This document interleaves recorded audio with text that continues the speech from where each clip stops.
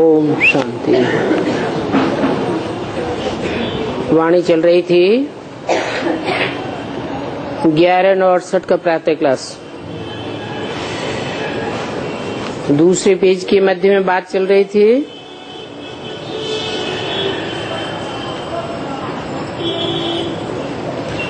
ब्राह्मण लोग जब भोजन पान करते हैं तो ये मंत्र जपते हैं ब्रह्मा भोजन का।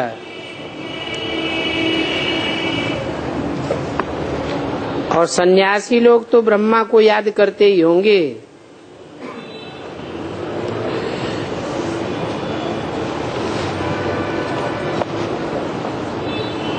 वो चाहे बेहद के सन्यासी हों चाहे हद के सन्यासी हों, और उन्हों का तो ज्ञान ही उल्टा है। बाप तुमको इन गुरुओं की जंजीरों से छुड़ाते हैं जो उल्टा ज्ञान देते हैं। वो सन्यासी है ही निवृत्ति मार्ग वाले, चाहे हद की दुनिया के हद के सन्यासी हों या ब्राह्मणों की दुनिया के वो सन्यासी हों, जो ब्रह्मा को याद करते हैं वो निवृत्ति मार्ग वाले हैं, प्रवृत्ति को मानने वाले नहीं हैं। उनका तो धर्म ही अलग है। इसलिए कहेंगे कि वो हद के सन्यासी हैं। कहते हैं कि हमने घर बार छोड़ा है, मिल्कियत छोड़ी है, सब कुछ छोड़ा है, फिर भी देखो अंदर शहरों में घुस पड़े हैं और बड़े बड़े महल माड़ियां अटारियां मठपंथ आदि बनाते रहते हैं। अभी तुम्हारा तो है बेहद का सन्यास। इस बेहद के सन्यास में तुम इस सारी पुरानी दुनिया को भूल जाते हो, क्योंकि तुमको फिर जाना है नई दुनिया में। गृहस्थ में रहते हुए बुद्धि में ये है कि अभी हमको जाना है सुखधाम व शांति धाम। इस दुखधाम की दुनिया को बुद्धि से छोड़ देते हो। जानते हो कि शांति धाम को भी याद करना पड़े। बाप को याद करते हो, सुखधाम को याद करते हो, शांति धाम को याद करते हो। ये हमारा बहुत जन्मों के अंत का जन्म है। जानते हो कि 84 जन्म पूरे किए। इन 84 जन्मों के बारे में बाप बैठ समझाते हैं कि तुमने सूर्यवंशी में इतने जन्म लिए, चंद्रवंशी में इतने लिए। वो लोग कह देते हैं आत्मा सो परमात्मा। अब आत्माएं अनेक जन्म लेती है या परमात्मा अनेक जन्म लेता है? फिर कह देते हैं परमात्मा सो आत्मा। बताते हैं कि आत्मा को कोई लेप छेप नहीं लगता, क्योंकि आत्मा ही परमात्मा है। अब यदि आत्मा को कोई लेप छेप नहीं लगता तो क्या शरीर को लेप छेप लगता है? शरीर तो जड़ है, 5 तत्वों का पुतला है, उसको लेप छेप कैसे लगेगा, प्रभाव कैसे पड़ेगा? आत्मा संग के रंग में आती है। संग के रंग में आती है तो रंग जाती है। 5 तत्व तो जड़ हैं, उन पर क्या असर पड़ेगा? तो बाप कहते हैं ये उन्हों का उल्टा अर्थ है। बाबा अभी हम बच्चों को बैठकर समझाते हैं कि सो अहम का अर्थ क्या है। वो तो कह देते हैं आत्मा सो परमात्मा।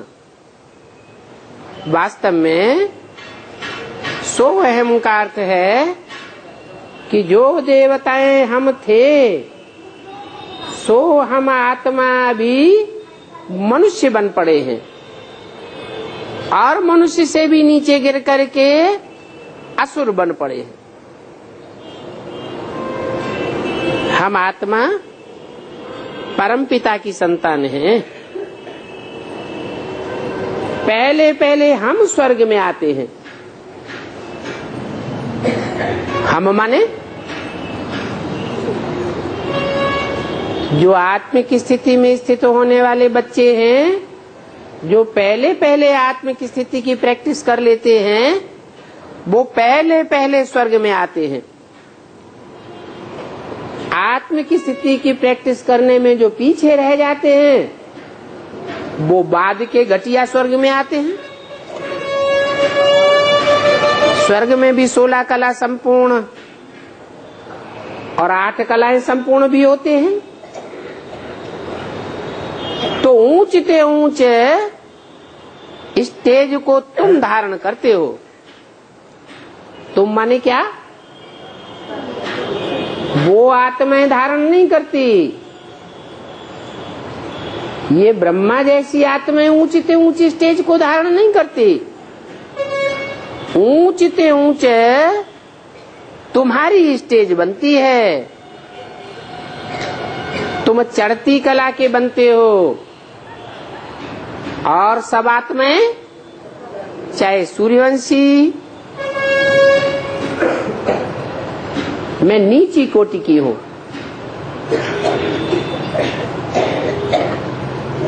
चाहे चंद्रवंशी हो, इस्लाम वंशी हो, बौद्ध वंशी हो, कोई भी वंशी हो, कन्वर्ट होने वाले हो ना कन्वर्ट होने वाले हो, जीवन मुक्ति तो एक जन्म की सबको मिलती है, परंतु 100% आत्मिक स्थिति को तुम बच्चे प्राप्त करते हो। पहले पहले तुम स्वर्णिम संगम युगी स्वर्ग में आते हो। जानते हो कि हम ही पहले पहले स्वर्गवासी देवी देवताएं थे, फिर बाद में नीचे उतरते आए हैं। संग के रंग में आते हैं तो नीचे उतरते हैं। तो हम सो चंद्रवंशी, हम सो वैश्यवंशी, हम सो शूद्रवंशी बने। जब 2500 वर्ष पूरा होता है तब हम वैश्यवंशी विकारी, शूद्रवंशी विकारी बन पड़ते हैं। अभी तुम कहेंगे कि अभी तो हम शूद्र से ब्राह्मण चोटी बनते हैं। एक ही जन्म में तुम कितनी छलांग लगाते हो। यहाँ बैठे हैं जैसे कि 84 की बाईजोली खेलते हैं। अभी अभी ऊंची स्टेज वाले चोटी के ब्राह्मण और अभी अभी शूद्र बन पड़ते हैं। माया तुमको शूद्र बनाई देती है। तो ये तुमको बाईजोली का भी ज्ञान है। बाईजोली खेलते हैं ना, मंदिर आदि की परिक्रमा देते हैं तो कला मुंडी खाते हुए आगे बढ़ते जाते हैं। कभी सर नीचे तो कभी पांव ऊपर। इसका अर्थ क्या हुआ? इसका अर्थ हुआ कि अभी संगम युग में तुम नीचे ते नीची और ऊंचे ते ऊंची स्टेज में जाते हो। आगे तीर्थों पर जाते थे, तो भी ऐसे बायजोली करते हुए निशान डालते जाते थे। अभी तुम्हारा तो सच्चा तीर्थ है, शांति धाम और सुख धाम। तुम रूहानी पंडे हो। तुम उन सन्यासियों की मिसल कोई देहधारियों को खींच खींच करके तीर्थ अथवा पहाड़ों पर नहीं ले जाते हो। तुम तो आत्माओं की कशिश करते हो। आत्मा की कशिश करने वाला रूहानी पंडा कहा जाता है। सभी को राज्य देते हो, कहते हो बाप को याद करो तो तुम शांति धाम सुख धाम चले जावेंगे। साधु संत आदि सभी शांति धाम जाने के लिए कितनी मेहनत करते हैं, परंतु जाए तो कोई भी नहीं सकते हैं। जब जावेंगे तो सारा उनका लाट इकट्ठा होकर के जावेगा।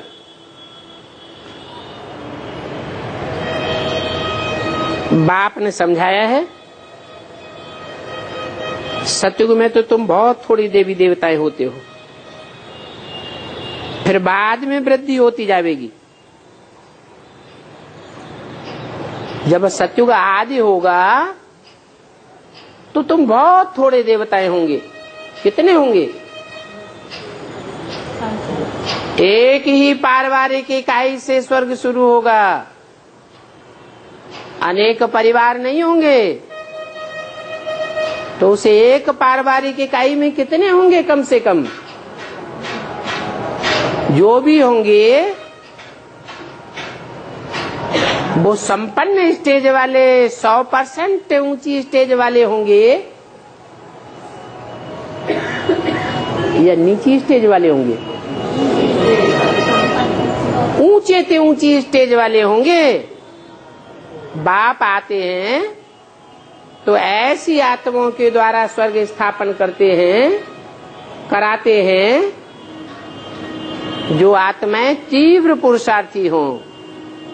ऐसी तीव्र पुरुषार्थी हों जो अंश मात्र भी धर्मराज की सजाएं नहीं खाती हैं। तो पहली पारिवारिक इकाई जिससे स्वर्ग की स्थापना की शुरुआत होती है, उसमें कितनी आत्माएं होंगी? 8 होंगे। इसलिए बोला कि बहुत थोड़े होते हैं, फिर बाद में वृद्धि होती जाएगी। तो बाप कहते हैं कि तुम बच्चे स्वदर्शन चक्रधारी हो, जो पूरे 84 जन्म लेते हो। वास्तव में देवताएं स्वदर्शन चक्रधारी नहीं है। क्यों? क्योंकि वो तो 84 जन्मों को जानते ही नहीं है। तुमको अभी 84 जन्मों की उतरती कला और चढ़ती कला का ज्ञान है, परंतु इस समय तुम्हारी माया के साथ युद्ध चल रही है। वो दुनियावी लड़ाई होती है, युद्ध होते हैं। उस लड़ाई में भी जिसको जोरदार समझते हैं तो उन जोरदार राजाओं के पास जाकर के शरण लेते हैं।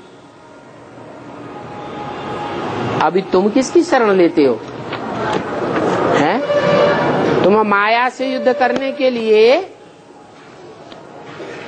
किसकी शरण लेते हो? हैं? शिव की शरण लेते हो? हैं? शिव बाबा की शरण लेते हो? शिव बाबा की शरण लेते हो तो शिव बाबा क्या युद्ध करता है? वहां तो उस राजा की शरण लेते हैं जो बड़ा जोरदार होता है युद्ध करने में। उसकी रूहानी मिलिट्री, यहाँ जैसे तुम्हारी रूहानी मिलिट्री बहुत तीखी है, तो उनकी मिलिट्री बहुत तीखी होती है। एक एक रजपूताना का सिपाही सैकड़ों को मार गिराता है। शिवाजी थे, छोटी सी सेना थी, हजारों की तादाद में, और औरंगजेब की सेना लाखों की तादाद में थी। फिर शिवाजी ने क्या किया? औरंगजेब के दांत खट्टे कर दिए, नाकों चने चबा दिए। तो ऐसी तुम्हारी रूहानी ताकत है कि जन्म जन्मांतर के लिए वो ताकत काम करती रहती है। ऐसे नहीं कि सतयुग में ही तुम्हारी रूहानी ताकत बढ़ेगी, वहां तो युद्ध करने की बात ही नहीं। त्रेता में, द्वापर में, कलयुग के अंत में शिवाजी हुए तो भी देखो आत्मा में कितनी पावर थी। तो बाप कहते हैं अभी तुम स्त्री पुरुष दोनों मिलकर के कहते हो शरण परी मैं तेरे। हे बाबा, इस माया के युद्ध में हम दोनों मिलकर के आपकी शरण में आए हैं। 1168 की वाणी का 3रा पेज। कहते हो मेरा तो एक शिव बाबा, दूसरा न कोई। सभी आत्माओं का बाप एक है ना, तो तुम इस एक बाप के बच्चे हो। साधु संत तो एक नहीं है, क्योंकि वो तो भगवान को सर्वव्यापी समझते हैं। अलग अलग गुरु बनाए लेते हैं, अपने गुरु को ही सदगुरु कहने लग पड़ते हैं। तुम्हारा तो एक ही सदगुरु सच्चा शिव भगवान है। वो तो घर से रूठ जाते हैं तो भगवान बन करके बैठ जाते हैं। फिर कितने भगवानों के पास धक्का खाते रहते हैं। कोई कोई तो मुसलमान को भी जाकर के गुरु कर लेते हैं।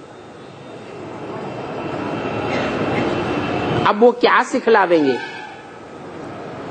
हैं? वो यही सिखलावेंगे। क्या बोलते हैं रोज?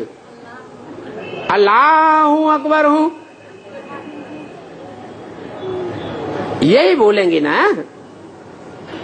बड़े बड़े साहूकार, बड़े बड़े करोड़पति, उन्होंने जाकर के शिष्य बनते हैं। ये कौन सी दुनिया की बात बताई है? बाहर की दुनिया की बात बताई। ब्राह्मणों की दुनिया में तो इसकी शूटिंग नहीं होती है, है? होती है या नहीं होती है? कैसे?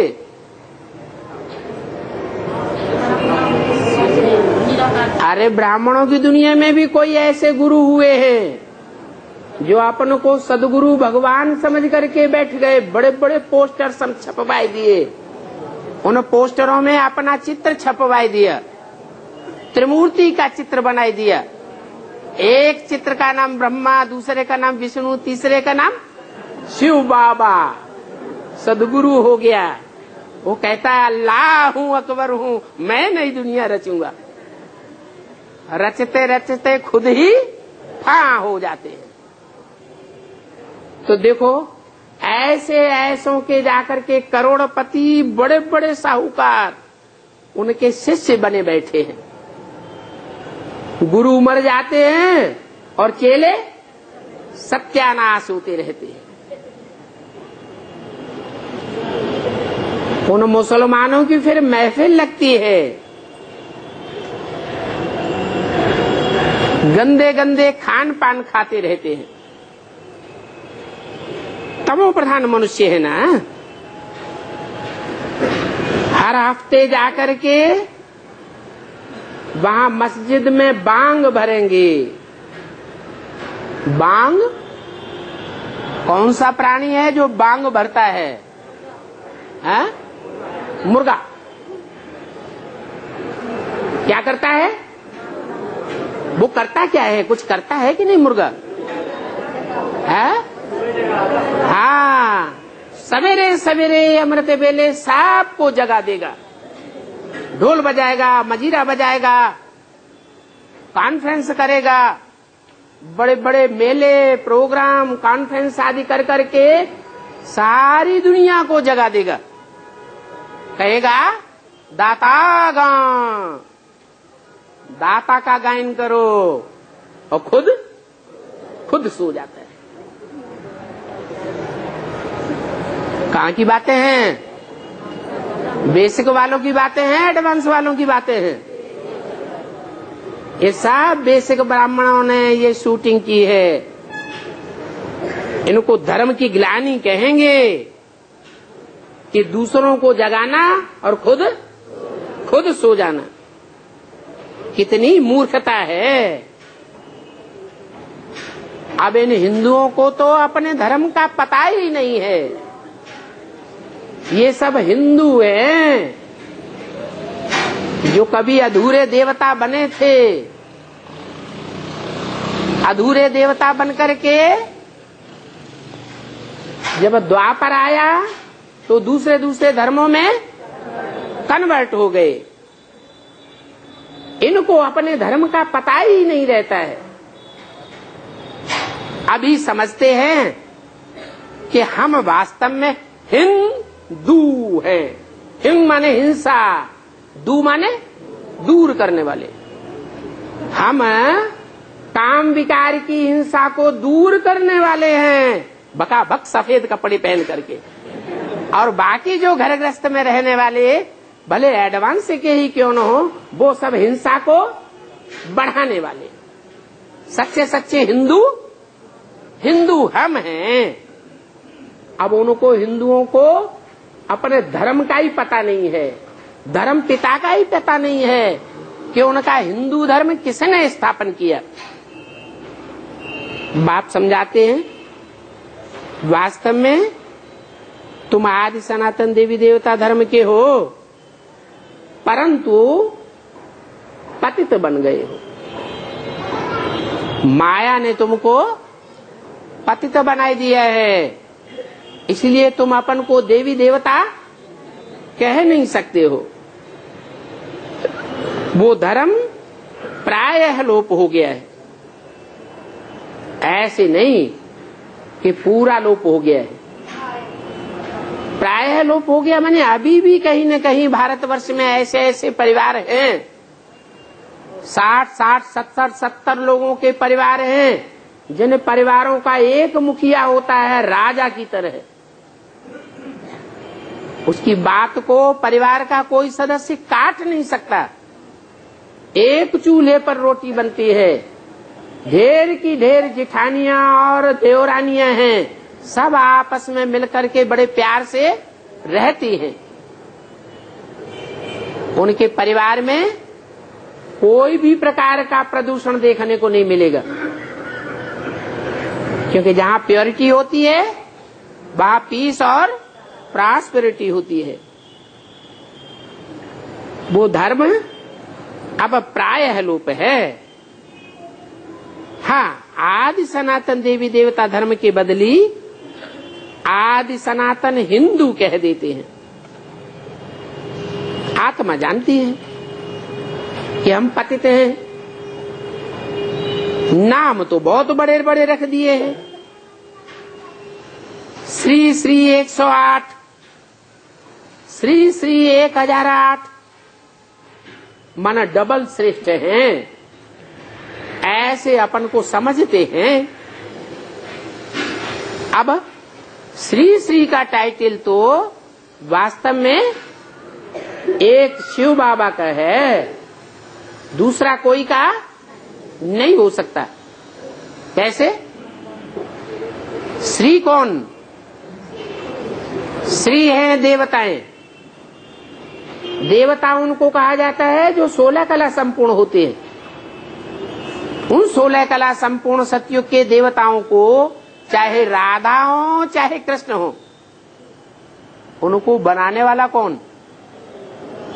और वो बनाने वाला भी साकार में होगा या निराकार बिंदी होगा? साकार होगा।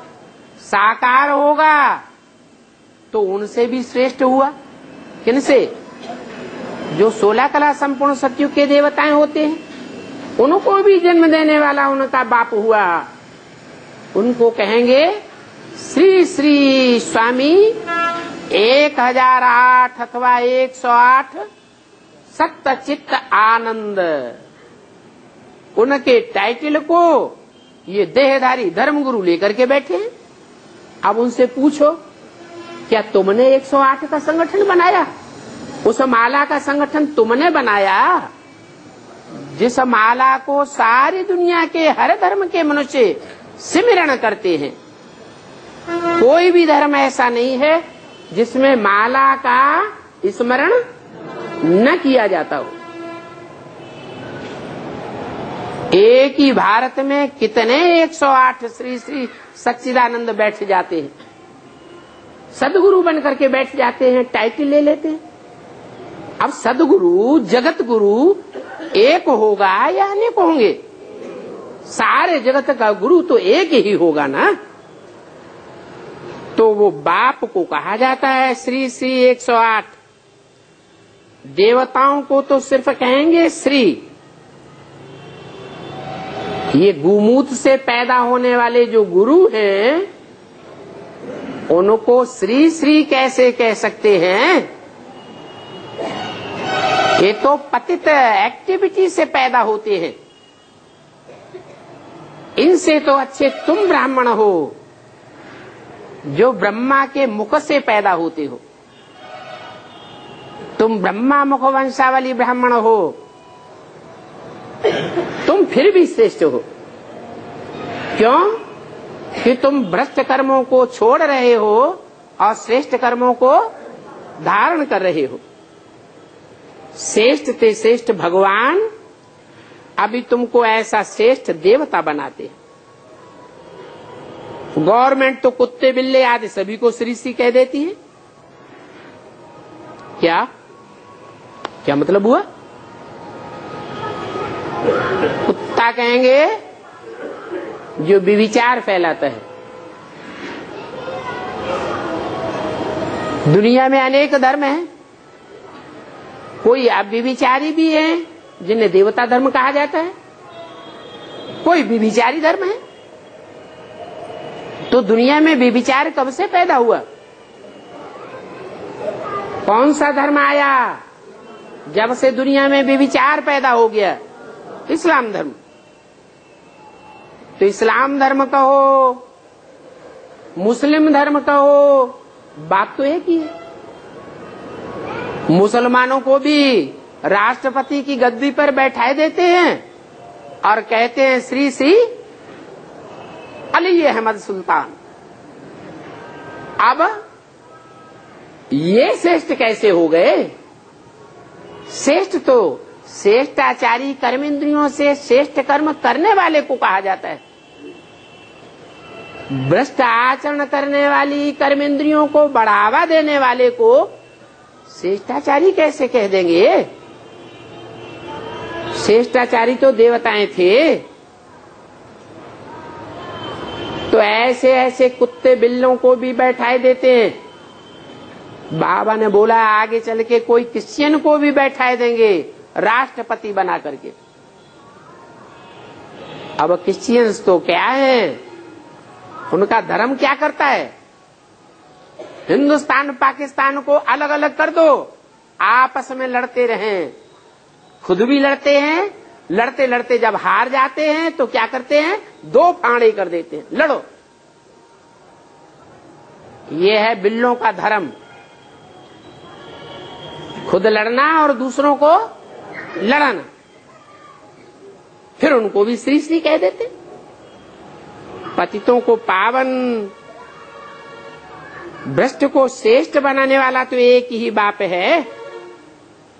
ये फिर पतित मनुष्यों को श्री श्री का टाइटल दे देते हैं।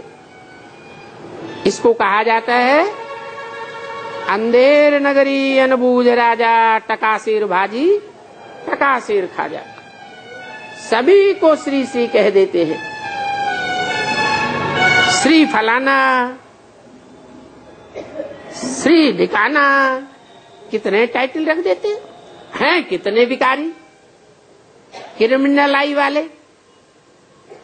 एक मिनिस्टर बाबा के पास आया था, कहा कि हमारी तो क्रिमिनल आई जाती है। अभी बाप समझाते हैं, बच्चे इस क्रिमिनल आई को छोड़ो और सिविल आई बनो। जब तक ये क्रिमिनल आई है तब तक तुम पतित ही कहे जावेंगे। क्या भले साधु सन्यासी बन जाओ, लेकिन क्रिमिनल आई तो जाती ही नहीं। इंद्रियों में श्रेष्ठ से श्रेष्ठ इंद्रिय कौन सी है? आंख। और आंख ही सबसे जास्ती धोखा देती है।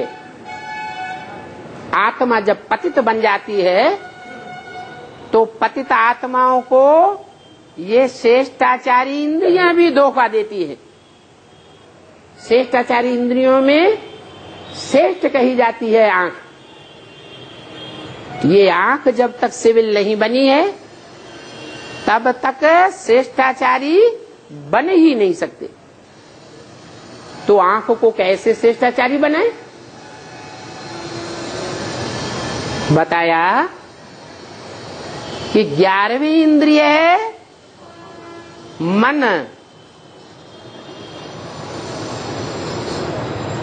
10 इंद्रियों से या 10 इंद्रियों में से कोई भी इंद्रिय से कर्म करेंगे, जब तक उसमें मन काम नहीं करेगा तो इंद्रिय अपना सुख नहीं ले सकती।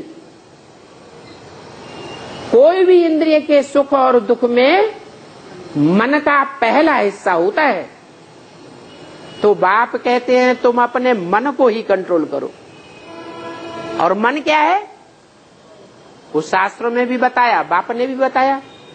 शास्त्रों में लिखा है मन रेव आत्मा, मन ही आत्मा है। बाप भी कहते हैं मन और बुद्धि ही आत्मा है। इसमें अनेक जन्मों के संस्कार भरे हुए हैं। इस मन बुद्धि रूपी आत्मा को पहचानो। क्या है? शास्त्रों में भी लिखा है अणोअणीयान समनुस्मरेत्य है।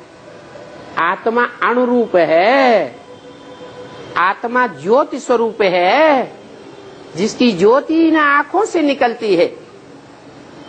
इस शरीर में से आत्मा निकल जाती है तो आंखों में ज्योति रह जाती है? नहीं रह जाती, आंख में बटन हो जाती है। इसका मतलब आत्मा अणुरूप है, अति सूक्ष्म है, और आत्मा ज्योति रूप है। ज्योति का पुंज है। वो ज्योति, वो अणु, वो सितारा हमको याद करना है, प्रैक्टिस करनी है। खास करके सवेरे सवेरे। क्या? सवेरे जितना फाउंडेशन पक्का कर देंगे तो सारा दिन ऑटोमेटिक याद आती रहेगी। जैसे फसल बोने का टाइम होता है, वो टाइम निकल जाए तो फसल फलीभूत नहीं होती है। ऐसे ही कोई फसल का टाइम है और पहले पहले जिसने फसल बो दी वो ज्यादा फायदे में रहता है, और जिसने देर कर दी वो उतना फायदे में नहीं रहता। ऐसे ही ये अमृत वेला जो है वो मन को एकाग्र करने का फाउंडेशन वेला है। सवेरे सवेरे उठ करके और सब बातें भूल जानी चाहिए। आंख खुली और मैं आत्मा स्टार, ज्योति बिंदु भ्रकुटी के मध्य में ये स्टार चमकता है, याद करो। नहीं याद आता है, एक दूसरे के मस्तक में वो सफेद स्टार लगा दो। क्या? आज के पुरुषों ने तो परंपरा बना दी है कि कन्या माताओं की बिंदी लगा देंगे लाल, तो उनका चेहरा भी याद आता रहे। अपन को टीका लगाना भूल गए। संत महात्माओं ने पुराने समय में ये परंपरा बनाई थी कि एक दूसरे को देखें तो बिंदी और टीका याद आए कि आत्मा टिकी हुई है। कहाँ? मस्तक में। तो पुरुषों ने तो पहले ही लुटिया डुबो दी, टीका लगाना खुद भी भूल गए और दूसरों को भी टीका ही का याद दिलाने की बात भूल गए। माताएं जो हैं वो परंपरावादी होती हैं, वो फिर भी लगाती हैं, लेकिन वो भी ये बात भूल गई कि ये बिंदिया कोई शोभा दिखाने की चीज नहीं है, कोई अपनी सुंदरता को दिखाने की चीज नहीं है। क्या काहे के लिए है? कि जो कोई देखे तो हमको आत्मिक रूप में देखे। आत्मिक स्वरूप में देखने के लिए ये परंपरा बनाई गई थी, परंतु कोई लाल बिंदिया की परंपरा नहीं। आत्मा वास्तव में कैसी है? श्वेत है। श्वेत आत्मा ओरिजिनल चीज है, जो सतयुग में थी। बाद में जैसे जैसे संग का रंग चढ़ता जाता है, अनेक प्रकार के रंग लगते जाते हैं संग के। तो अनेक रंग मिला दो तो कैसा रंग हो जाएगा? है? अरे सातों ही रंग मिला दो तो काला रंग हो जाएगा। तो अभी आत्मा काली हो गई है। तो बाप ने भी मुरली में बोला है क्या कि सफेद स्टार छोटा सा मस्तक में लगा दो, अच्छी तरह चिपक जाए,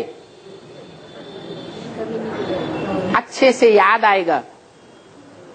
जब कभी भी देखेंगे तो क्या याद आवेगा? स्टार याद आवेगा।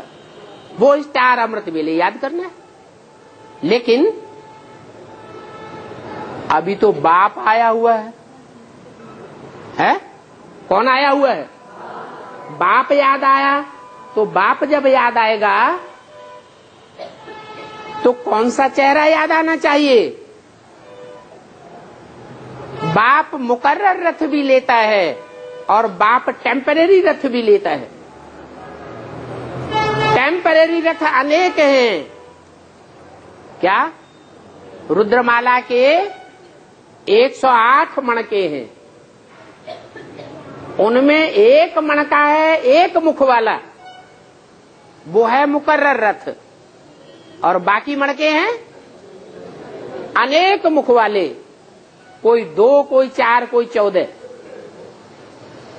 तो जो अनेक मुख वाले मणके हैं वो टेम्परेरी रथ हैं शिव बाबा के, या मुकर्रर रथ? टेम्परेरी रथ। तो टेम्परेरी रथ याद नहीं आना चाहिए। क्या? अगर अमृत वेले कोई टेम्परेरी रथ याद आ गया, भले ब्रह्मा का ही क्यों न हो, उसके लिए भी मुरली में क्या बोला? इस ब्रह्मा का भी चेहरा चित्र नहीं रखना है, फोटो नहीं रखना है। अगर फोटो रखेंगे तो वो याद आवेगा, और याद आवेगा तो जिसको याद करेंगे वैसी ही गति हो जाएगी। ब्रह्मा की गति क्या हुई? हार्ट फेल हो गया। ब्रह्मा को फॉलो करने वालों की गति क्या हो रही है? हार्ट फेल हो रहे। तो ऐसे ही दुर्गति को पाते रहेंगे। ब्राह्मण बनने वाली आत्माओं के ये हाल हो रहा है, तो औरों के मुख पर बिंदी को याद किया तो क्या हाल होगा? बुरा हाल हो जाएगा। इसलिए वो स्टार को तो याद करना, लेकिन किसके मुख पर याद करना? एक मुकर्रर रथ के स्वरूप में याद करना। एक शिव बाबा, दूसरा न कोई। तो बाप कहते हैं ये क्रिमिनल आई जाने का तरीका बताता हूं। कैसे जाएगी क्रिमिनल आई? कि देह को न देखो, क्या देखो? आत्मा को देखो। अभी बाप समझाते हैं कि बच्चे सिविल आई बनो, प्रैक्टिस करो। जब तक क्रिमिनल आई है तब तक तुम पतित आत्मा हो। जब पावन आत्मा बनेंगे तो एक दूसरे को स्त्री पुरुष के रूप में देखना भी भूल जाएंगे। स्त्री पुरुष की भी याद नहीं आवेगी। क्या देखेंगे? आत्मा आत्मा भाई भाई देखेंगे। तब समझो कि हमारी क्रिमिनल दृष्टि उड़ जाएगी। हम आत्माएं भाई भाई एक बाप से वर्षा लेने वाले हैं। तो पक्का करना चाहिए कि आत्मा का तख्त, बैठने का तख्त होता है ना, कौन सा है? भ्रकुटी। भ्रकुटी है आत्मा का तख्त। इसको कहा जाता है अकाल तख्त। कैसा तख्त? अकाल। अकाल बने जिस तख्त को काल खा ही नहीं सकता, ऐसा अकाल तख्त बनना है। कितने होंगे अकाल तख्त? कितने बनेंगे अकाल तख्त? 4.5 लाख आत्माएं होंगी जो अकाल तख्त की स्टेज ग्रहण करेंगी। क्या? जिनके तख्त को काल भी खाए नहीं सकेगा। वो अपनी स्वेच्छा से अपने शरीर को बर्फ में सुरक्षित रख देंगी। परम धाम जावेंगी और वापस आकर के उसी तख्त पर फिर विराजमान हो जाएंगी। उनको कहेंगे अकाल तख्त, जिनको काल भी, महाकाल भी खाए नहीं सकता।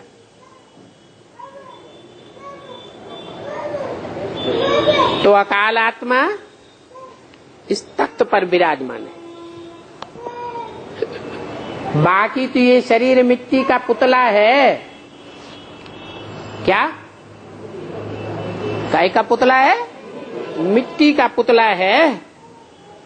सारा पार्ट आत्मा में भरा हुआ है। बाप कहते हैं मैं हर 5-4 वर्ष के बाद आता हूं तुमको स्मृति दिलाने कि तुम कैसे पतित बने, अब तुमको कैसे पावन बनना है। कैसे पतित बने? है? अनेकों के संग का रंग कैसे लगा?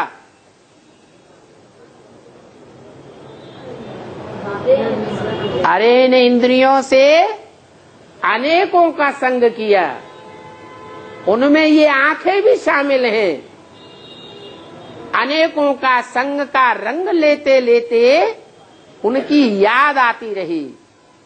जब अनेकों की याद आएगी तो विभिचारी याद होगी या व्यभिचारी याद होगी? विभिचारी याद करते करते, विभिचारी कर्म करते करते हम आत्माएं सब क्या बन गई? पतित बन गई। अब क्या करें? अब उल्टा कर दे। अनेकों का संग छोड़ और संग तोड़, एक संग जोड़। एक शिव बाबा को याद करना है, देखना है तो एक शिव बाबा को देखना है। साथ लेना है तो एक शिव बाबा का साथ ले। बात करना है तो एक शिव बाबा से बात करनी है। औरों से अगर अंदर अंदर बात करते रहे, जिससे प्यार होता है ना, उसे रज रज के बातें करेंगे। इकट्ठे होके खूब नाक में नाक भिड़ा के बातें करते रहेंगे तो उसका रिजल्ट क्या होगा? संग का रंग लगेगा कि नहीं लगेगा? लगेगा। बाप कहते हैं अमृत बेले उठो, पहले आत्म की स्थिति धारण करो, धारण करने के बाद बाप से खूब बातें करो। तो किसका संग का रंग लगेगा? एक बाप, दूसरा न कोई। तुम जानते हो हम आए हैं हेल्थ और वेल्थ, हैप्पीनेस का वर्षा लेने के लिए। क्या हमारी ऐसी हेल्थ बने जो आधा कल्प तक हमको डॉक्टर का नाम भी न लेना पड़े, कोई दवाई की जरूरत न पड़े। कोई हॉस्पिटल के चक्कर न काटने पाए। क्यों? क्योंकि अभी इस संगम युग में हमको बड़े से बड़ा डॉक्टर मिला हुआ है, बड़े से बड़ा हॉस्पिटल मिला हुआ है, और बड़े से बड़ी उसने दवाई भी हमको दे दी। क्या दवाई दी? अपन को आत्मा समझ एक बाप को याद करो तो तुम बहुत हेल्दी बन जावेंगे और बहुत वेल्दी बन जावेंगे। वेल्थ धन संपत्ति को कहा जाता है। भगवान बाप आते हैं, बेहद का बाप है तो बेहद का वर्षा देता होगा। हद का बाप होता है तो हद का वर्षा देगा। गरीब होगा 10, 20, 50, 100, 100, 200, 400, 1000, 2000, 10,000, 1 लाख दे देगा। साहूकार बाप होगा करोड़, 2 करोड़, अरब दे देगा। वो विनाशी है या अविनाशी है? विनाशी धन संपत्ति है। और बाप आकर क्या देते हैं? अविनाशी ज्ञान रतन देते हैं। परमधाम से नोट नहीं लाते हैं, सोना चांदी हीरे जवाहरात नहीं लाते हैं। क्या लाते हैं? ज्ञान रतन लाते हैं। और ये भी कहते हैं कि जो यहाँ जितने ज्ञान रतन धारण करेगा और दूसरों को बांटेगा, वही ज्ञान रतन यहाँ के धारण किए हुए जन्म जन्मांतर के लिए कैसे हो जावेंगी? परमानेंट स्थूल रतन बन जावेंगे। क्या? ये ज्ञान रतन जितना यहाँ जो धारण करेगा, मान लो राम वाली आत्मा की तरह बहुत बुद्ध रूपी तर्कस में ज्ञान रतन, ज्ञान के बाण भरे हुए होंगे, तो जन्म जन्मांतर क्या बनेगा? बहुत बड़े से बड़ा साहूकार बनता रहेगा। कभी भी धन संपत्ति की कमी नहीं होगी। इतना प्रभाव है ज्ञान रत्नों का। तो ये वेल्थ का वर्षा, बेहद का वर्षा बाप से मिलता है। और जिसके पास हेल्थ होगी, जिसके पास हेल्दी शरीर होगा, तो हेल्दी कर्मेंद्रियां होंगी, तो कर्मेंद्रियों से ही भोग भोगे जाते हैं। तो जब भोग भोगेंगे हेल्दी कर्मेंद्रियों से, तो हैप्पीनेस बढ़ेगी या घटेगी? है? बढ़ेगी। अगर हैप्पीनेस कायम रखनी है जन्म जन्मांतर के लिए, इंद्रियों को पावरफुल बना के रखना है, तो बाप ये तरीका बताते हैं कि हेल्दी और वेल्दी बनो। अगर हेल्दी और वेल्दी बनेंगे तो जन्म जन्मांतर के लिए हैप्पीनेस मिलती रहेगी। तुम जितने भाग्यशाली बनोगे उतना भाग्यशाली और कोई धर्म वाला नहीं बनता है। तो बोला सतयुग में तुमको तो अथाह सुख मिलता है, अथाह धन मिलता है। वहां तुम 21 पीढ़ी सदा सुखी रहते हो। ये सदा सुख का वर्षा तुम यहाँ की धारणा के आधार पर लेते हो। बुढ़ापे बिगर वहां कोई मरेगा ही नहीं। ऐसे नहीं पेट में ही कोई बच्चा मर जाए, बचपने में मर जाए, जवानी की अवस्था में मर जाए, नहीं। जब पूरी आयु होगी, सतयुग में पूरी आयु कितनी होती है? 150 साल के लगभग आयु होगी, तब ही शरीर छोड़ेंगे। यहाँ तो देखो बैठे बैठे अचानक मर पड़ते हैं, कोई गर्भ के अंदर ही मर जाते हैं। वहां तो दुख का नाम निशान नहीं होता है। उसको कहा जाता है सुख का धाम, सुख धाम। उसको कहा जाता है राम राज्य। अभी है रावण राज्य, ये है दुख धाम, और वो है सुख धाम, ये है रावण राज्य। सतयुग में रावण होता ही नहीं है। होता है? वहां तो 10 सिरों का राज्य नहीं होता है। राजा एक होता है कि वहां राज्य करने वाले अनेक होते हैं? एक राजा होता। आज जितने मिनिस्टर बन गए उतने सब राजा बन गए। हर मिनिस्टर बैठ करके नए नए कानून बनाता रहता है। आज कानून बनावेंगे, कल दूसरा मिनिस्टर आवेगा, कानून बिगाड़ देगा। तो बाप तुम्हारी बुद्धि में 84 के चक्र का ज्ञान डालते हैं, उससे तुमको बहुत खुशी होती है। तुम जानते हो हम नई दुनिया अर्थात विश्व के मालिक बनते हैं। गीता में भी भगवान वाच है, हे बच्चों, देह सहित देह के सभी संबंधों को छोड़ दो। क्या क्या करो? अपनी देह को भी बुद्धि से छोड़ दो। बुद्धि में अपनी देह भी याद ना आए। अरे याद कैसे नहीं आए? दर्द होगा तो याद आएगा कि नहीं आएगा? है? नहीं याद आएगा। जब आत्मिक स्थिति बन जावेगी तो शरीर का दर्द भी बहुत हल्का हो जाएगा। जिनको प्रैक्टिस है वो ये अनुभव भी करते होंगे। क्या? जब आत्मिक स्थिति लास्ट में बनेगी तो बीमारियां बढ़ेंगी या घटेंगी? दुनिया में एटम बम फटेंगे, प्रदूषण बढ़ेगा, तो बीमारियां घटेंगी बढ़ेंगी? बढ़ेंगी। बाप तो कहते हैं शरीर सड़ते जावेंगे और आत्मा पावरफुल होती जाएगी। तो स्थिति कैसी होनी चाहिए? आत्मिक स्थिति इतनी गहरी होनी चाहिए कि जो देह में लगाओ बुद्धि का याद ही ना आवे। इसके लिए अपन को आत्मा समझ माम एकम याद करो। तुम्हारा सच्चा सच्चा खुदा दोस्त वो है। क्या? तुम्हारा सच्चा सच्चा खुदा दोस्त वो है। किसके तन में बोला? ब्रह्मा के तन में बोला। अरे ब्रह्मा के तन में ही बैठा हुआ था तो वो है क्यों? ये है, बोलना चाहिए ये है तुम्हारा सच्चा सच्चा खुदा दोस्त। ऐसे क्यों नहीं कहा है? क्योंकि ब्रह्मा के रूप में खुदा दोस्त बन करके नहीं आता है। किस रूप में आता है?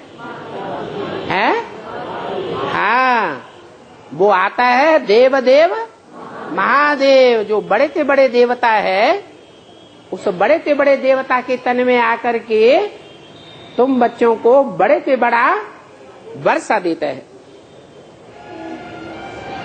तो ये याद रहेगा, तुम बच्चों को बहुत खुशी होगी। अल्लाह अव्वल दिन का नाटक भी दिखाते हैं कि अल्लाह ने आकर के अव्वल नंबर दीन अर्थात धर्म की स्थापना की। यह हातिम ताई का नाटक भी दिखाते हैं। ये सारी इस समय की बातें हैं। किसमें? अल्लाह अव्वल दिन की कहानी, हातिम ताई की कहानी चाहो तो टीवी में देख भी सकते हो। वर्तमान ब्राह्मणों की संगमयुगी दुनिया से उन बातों को टैली कर सकते हो, बहुत खुशी आवेगी। ये सब इस समय की बातें हैं। अभी मनुष्य कितना माथा मारते रहते हैं। माथा मारते हैं कि बच्चे कम पैदा हो, दुनिया की आबादी कम हो जाए। बेहद का बाप कितनी आबादी कम कर देते हैं, है? कितनी कर देते हैं, है? अरे नई दुनिया बनेगी तो कितनी आबादी होगी, है? 9 लाख। 9 लाख में जाने वाले हो, वही नई दुनिया याद आ रही है क्या? उससे ऊंची और बढ़िया दुनिया नहीं होती है क्या? है? होती है। कौन सी होती है? हाँ, आप मुए मर गई दुनिया। आज से ही ये देह और देह के जो भी संबंधी हैं, उनसे अगर बुद्धियों को टूट जाए, नष्टो मोहा स्मृति लब्धा बन जाए, तो समझ लो कि दुनिया मर गई। और दुनिया मर गई तो हमारा नंबर 8 में आ जाएगा।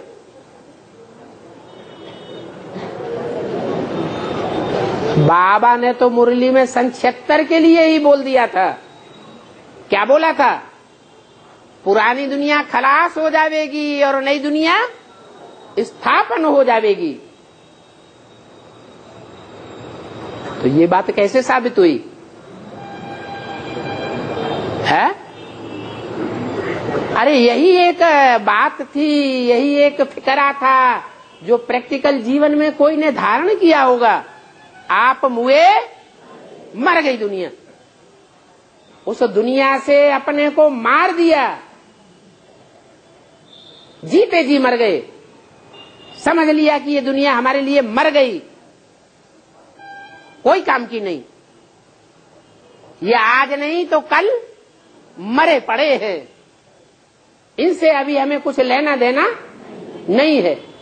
चाहे बाहर की 500 करोड़ की दुनिया हो और चाहे ब्राह्मणों की वो सफेद कपड़ों वाली दुनिया हो, इस दुनिया से हमको कुछ लेना देना नहीं है। तो देखो, तुम सारे विश्व में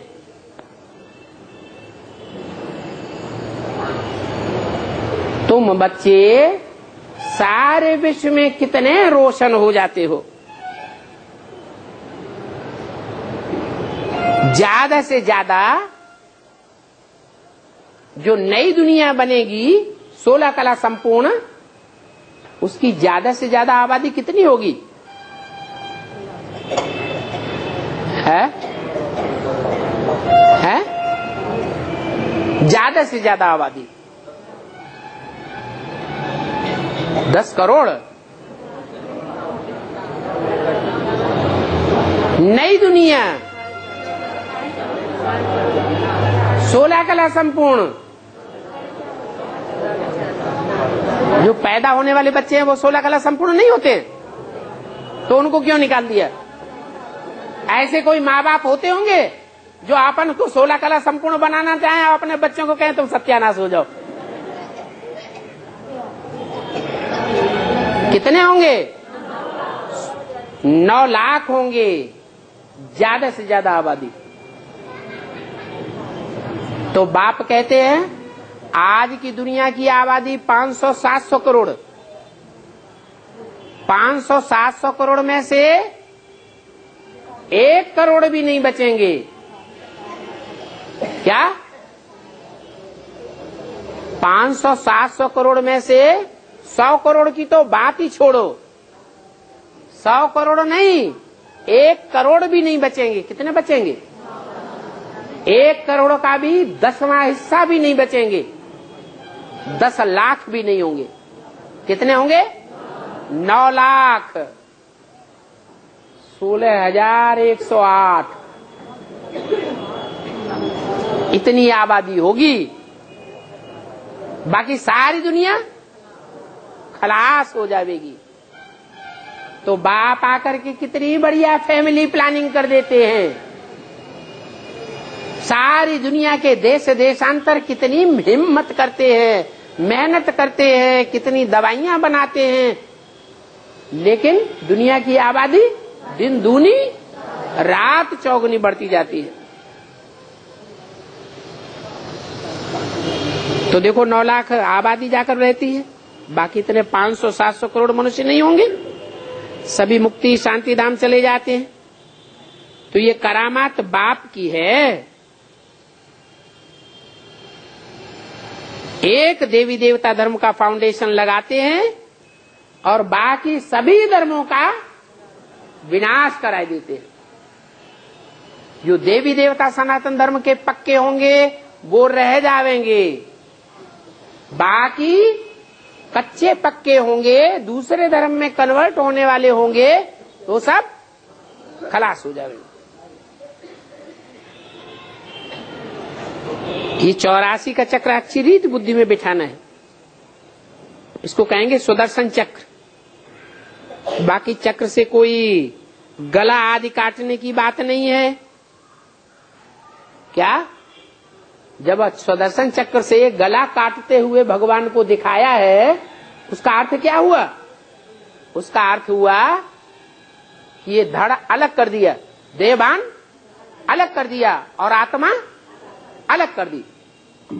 आत्मा जब अलग की जाती है तो देहभान अलग हो जाता है।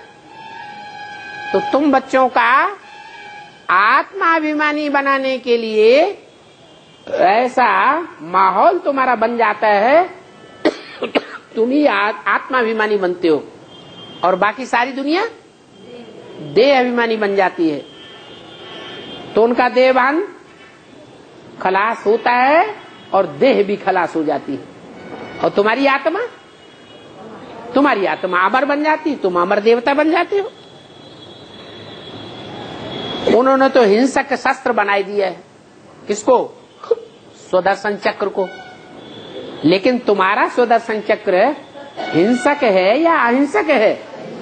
तुम्हारा सुदर्शन चक्र अहिंसक है। देखो कहाँ की बात कहाँ ले जाते हैं। शास्त्रों में श्री कृष्ण के लिए हिंसक बातें लगाई दी हैं कि उन्होंने सबका गला काटा, सबको सुदर्शन चक्र से मारा।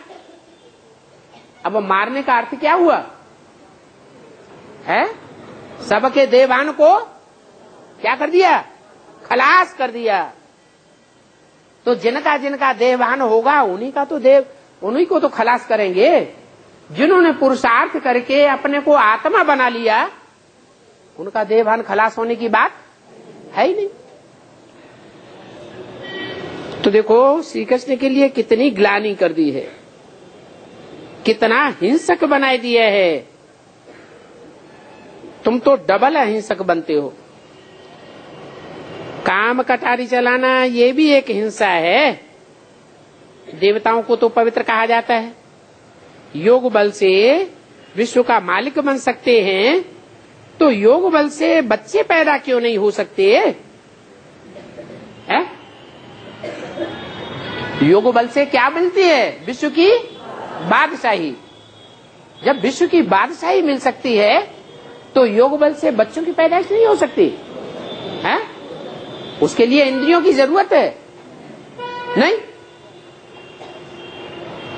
राधा कृष्ण विश्व के मालिक बनेंगे सतयुग में? है? नहीं बनेंगे। विश्व कहा जाता है 500-700 करोड़ विश्व धर्मों की आत्माएं मौजूद हों, तब होते हैं विश्व के महाराजन। तो राधा कृष्ण वाली आत्माएं जो पहले पत्ते हैं सृष्टि के, वो भी विश्व के मालिक नहीं बनते। वो भी इंद्रियों से पैदाइश करते हैं। कौन सी इंद्रियों से? आंख के प्यार से बच्चे पैदा होते हैं। वहां मुख का प्यार होता है। तुम तो विश्व के मालिक बनने वाले बच्चे हो। यथा राजा तथा प्रजा। जो विश्व का मालिक होगा उसकी प्रजा भी क्या समझेगी? मैं कोई साधारण प्रजा नहीं हूं। कैसी प्रजा हूं? प्रकृष्ट रूपेण जायते। जिसको प्रकृष्ट पुरुषार्थ करके जन्म दिया गया है। मैं ऐसे बाप का बच्चा हूं। मेरा बाप, जैसे परिवार में बच्चे होते हैं, क्या समझते हैं? बाप की दुकान है या मेरी दुकान है? क्या समझते हैं? कोई बच्चा ये कहता है मेरे बाप की दुकान है, मेरी नहीं है। तो जैसे परिवार होता है और बच्चे भी कहते हैं मेरी दुकान है, उन्हें गर्व रहता है, ऐसे ही तुम विश्व के लिए क्या कहोगे? सारे विश्व पर किसका राज्य है? ऐसे नहीं हमारे बाप का राज्य, हमारा कहाँ है। नहीं, तुम समझेंगे कि हमारे बाप का राज्य माने हमारा राज्य। हमारे अंदर जो संकल्प होंगे वो बाप के अंदर संकल्प होंगे। जो बाप के अंदर संकल्प होगा वही हमारे अंदर संकल्प होगा।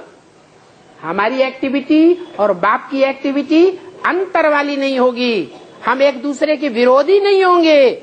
जो बाप का कर्म सो हमारा कर्म होगा। तो योग बल से तुम क्या नहीं कर सकते हो। साक्षात्कार होगा, अभी बच्चा होना है या बच्ची होनी है, बाबा तो समझते हैं। अब ये पुराना शरीर छोड़ेंगे और गोल्डन स्पून इन माउथ होगा। तुम भी समझते हो, हम अमरलोक में जन्म लेंगे, गोल्डन स्पून इन माउथ होगा। प्रजा के पास थोड़े ही इतना धनमाल रहता है, बाकी हाँ वहां सुख होगा, आयु बड़ी होगी, राजा रानी साहूकार प्रजा गरीब आदि सब सुखी रहेंगे, दुख की कोई बात नहीं होगी। अच्छा, मीठे मीठे सिकिल दे रूहानी बच्चों को रूहानी बाप दादा का याद प्यार गुड मॉर्निंग।